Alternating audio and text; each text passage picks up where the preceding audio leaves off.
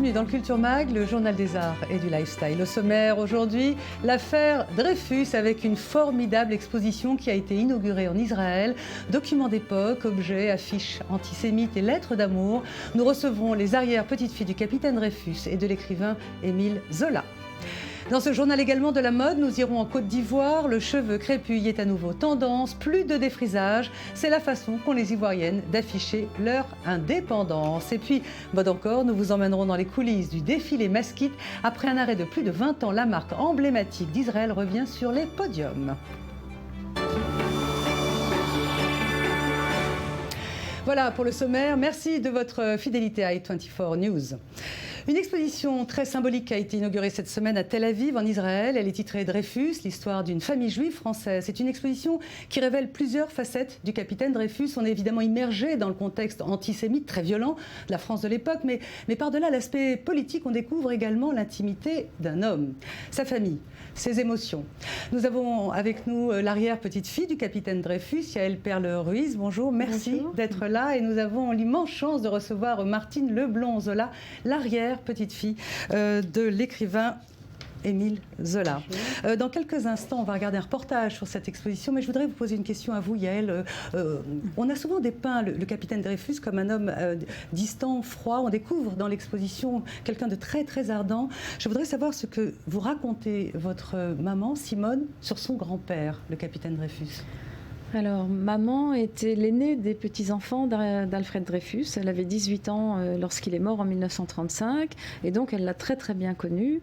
Elle l'aimait beaucoup. Elle disait que c'était un homme très tendre, très chaleureux. Évidemment, il n'extériorisait pas beaucoup ses sentiments parce qu'il était très pudique dans ses sentiments.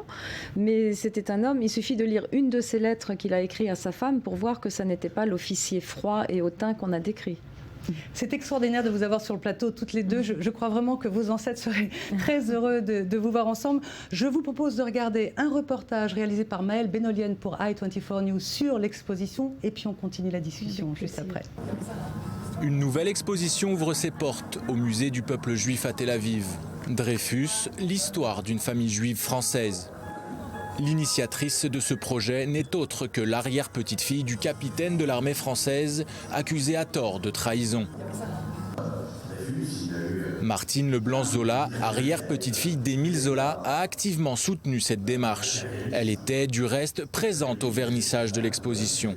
Le musée présente l'affaire Dreyfus, mais cette exposition vient surtout raconter l'histoire d'une famille juive du 19e siècle, dans une France profondément divisée par l'antisémitisme.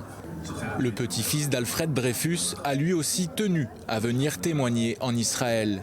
Si pour Charles Dreyfus, l'histoire est connue, le musée du peuple juif à Tel Aviv apporte à l'affaire une dimension supplémentaire. Il y a eu bien sûr de nombreuses expositions en France et aux États-Unis et ailleurs, mais je pense que celle-ci est conçue avec un vrai sens justement des rapports entre la France de l'époque de l'affaire et le judaïsme. Une histoire familiale au cœur d'une tourmente. Mais l'affaire Dreyfus, on le sait, aura aussi une influence fondatrice dans l'histoire d'Israël. On sait que Théodore Herzl a assisté au procès Dreyfus, qu'il en a été, c'est le moins qu'on puisse dire, passablement impressionné. Et que même si ça n'a pas été un élément déterminant dans l'écriture de son livre, de l'état des Juifs, ça a été quand même quelque chose d'extrêmement important. Une exposition et une leçon d'histoire à découvrir au plus vite. Alors, je le rappelle, c'est vraiment une exposition au format extraordinaire. Pardon, on la doit à vous, Yael Perle-Ruiz, avec votre détermination. Vous avez voulu, en marge de cette exposition, qu'il y ait un colloque. Tout à fait. Une nécessité de transmettre, d'informer aujourd'hui une nouvelle génération. Il était très important pour moi de transmettre aux nouvelles générations, bien sûr. De toute manière, le but de cette exposition était totalement pédagogique, je pense qu'à travers l'affaire Dreyfus, on peut susciter beaucoup de débats. Il y a beaucoup de sujets qui incitent à discuter. Et je tenais particulièrement particulièrement à faire un colloque sur l'engagement. D'abord, je voulais rendre hommage à Émile Zola, d'abord en invitant Martine, et surtout en faisant un colloque qui a été organisé par l'Université de Tel Aviv, le département de culture française. Donc une volonté de parler des écrivains, de l'engagement, parce que je trouve qu'aujourd'hui, il manque un petit peu cet intellectuel engagé. On ne le retrouve pas toujours. Donc je pense que c'est important. Il manque où? En France, en Israël, dans le monde? Partout dans le monde. Je pense que c'est plus la même chose. Je pense que les gens ne s'engagent plus avec autant de force en prenant des risques. Disons qu'ils pensent d'abord à leur carrière. Voyez, donc c'est un petit peu plus difficile. Martine Leblond-Zola, donc vous êtes l'arrière-petite-fille d'Émile Zola, du grand Émile Zola. C'est votre premier voyage en Israël? C'est effectivement mon premier voyage en Israël, et je suis très émue d'ailleurs de cette arrivée ici, d'autant plus qu'au cours de l'exposition et du vernissage de l'exposition et du colloque, quand on a cité mon nom, il y a eu des applaudissements dans la salle, et j'avoue que c'était... Pas des applaudissements, vous avez été longuement applaudi. Voilà, Martine, et longuement applaudi. J'avais l'impression que... J'avoue que c'était très ému, parce qu'évidemment, c'était pas moi qu'on applaudissait, c'était Zola. Je suis à l'ombre de Zola, et vraiment, j'ai été très, très touchée, je le suis encore, parce que je vais fréquemment à l'étranger, et et jamais Zola est tellement applaudi, donc vraiment, j'ai été très, très touchée. Et je le suis encore. Mais oui, on comprend, c'était très émouvant de voir cette salle, vous rendre hommage. On avait l'impression que... rendre hommage à Zola. Hein, oui, mais c'était aussi vous. Je suis une ombre, je suis le porte-parole. J'ai eu la chance que la nature voulait que du sang coulât dans mes veines. Et vraiment, c'était ça. Enfin, c'est un sang que vous portez haut, vous êtes très active. Oui, je suis active pour pas paraître une descendante potiche, vous savez, parce que, encore une fois, comme mon père nous disait, écoutez, mes enfants, vous n'avez pas écrit, pas vous qui avez écrit Germinal, c'est pas vous qui avez écrit J'accuse, mais vous devez remplir un devoir de mémoire pour cet homme qui a sacrifié un peu sa vie pour la défense de la lutte contre l'injustice, pour la tolérance. Donc il faut porter ces valeurs en soi, et moi je partage toutes les valeurs humanistes que Zola avait. Et parallèlement, je suis vice-présidente de l'association Maison Zola Musée Dreyfus, qui est présidée par Pierre Berger. Et là, nous resterons la Maison de Zola, qui va être réouverte au public dans 18 mois. Et nous avons surtout le projet de créer dans l'enceinte de la propriété de Zola un musée Dreyfus qui portera sur la lutte contre toutes les discriminations qui peuvent y avoir. À Médan, dans les Yvelines, à côté de Poissy. Alors, question à toutes les deux. L'ambassadeur de France en Israël, dans son discours inaugural, a dit que ce n'était pas facile pour lui de représenter un pays qui avait laissé faire l'injustice, qui avait laissé faire l'irréparable. On voit dans l'exposition des images antisémites d'une violence, des images épouvantables. Qu'est-ce que, selon vous, a changé aujourd'hui ou n'a pas changé ? L'antisémitisme en France aujourd'hui, bien sûr, il y a une recrudescence, mais c'est pas du tout le même antisémitisme qu'il y avait à l'époque de Dreyfus. À l'époque de Dreyfus, la France entière était antisémite, l'armée était antisémite,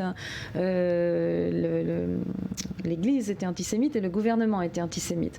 Aujourd'hui, on a affaire en France, on a eu affaire en France et on a encore affaire en France à un antisémitisme masqué sous un antisionisme. Je pense qu'aujourd'hui, le gouvernement n'est pas antisémite et qu'ils disent que lorsqu'on attaque un juif, on attaque la République. Et ça, c'est très admirable. Je rappelle, cette exposition est absolument formidable. On y découvre des objets, des lettres d'amour magnifiques du capitaine Dreyfus à sa femme. Et on découvre également un film, c'est un bijou, le film de Méliès, qui est sorti en 1899, qui a été interdit en France jusqu'en 1950. Je voudrais qu'on en voit quelques images. Et je voudrais, Yael Perlouis, que vous nous expliquiez un petit peu ce film. On peut considérer que c'est le premier film politique de l'époque. Oui, tout à fait.